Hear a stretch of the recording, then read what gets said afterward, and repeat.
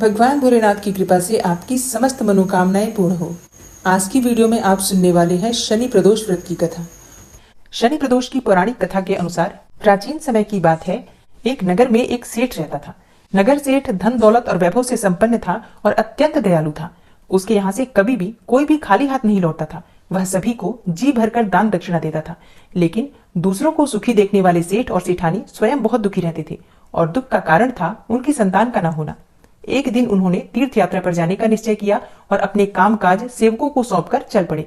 अभी वे नगर के बाहर ही निकले थे कि उन्हें एक विशाल वृक्ष के नीचे समाधि लगाए एक तेजस्वी साधु दिखाई पड़े। दोनों ने सोचा कि साधु महाराज से आशीर्वाद लेकर आगे की यात्रा शुरू की जाए। पति पत्नी दोनों समाधि लीन साधु के सामने हाथ जोड़कर बैठ गए और उनकी समाधि टूटने की प्रतीक्षा करने लगे। सुबह से शाम हो गई और शाम से फिर रात हो गई, लेकिन साधु जी की समाधि नहीं टूटी। मगर सेठ पति पत्नी धैर्यपूर्वक हाथ जोड़कर बैठे रहे। अंततः अगले दिन प्रातःकाल साधु जी समाधि से उठे और सेठ पति पत्नी को बैठे देखकर वह मंद मंद मुस्कुराए और आशीर्वाद स्वरूप हाथ उठाकर बोले, हे वत्स, मैं तुम्हारे अंतर्मन की कथा भाप गया हूँ। मैं तुम्हारे धैर्य और भक्ति भाव से अत्यंत प्रसन्न हूँ। साधु ने संतान प्राप्ति के लिए उन्हें शनि प्रदोष का व्रत करने को कहा।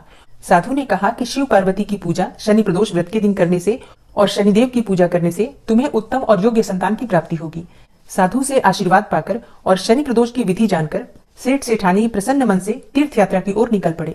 तीर्थ यात्रा करने के बाद जब दोनों घर वापस लौटे तो साधु के बताए अनुसार नियम पूर्वक विधि विधान से शनि प्रदोष का व्रत करने लगे।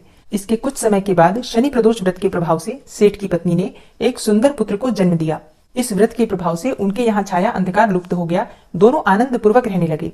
तो जो भी भक्त सच्चे मन से भगवान शिव और शक्ति की आराधना करते हैं और शनि प्रदोष के दिन शनि भगवान की भी पूजा आराधना करते हैं तो निश्चित ही उनके मन की कोई भी कामना हो भगवान शिव, शक्ति और शनिदेव की कृपा से पूर्ण होती है।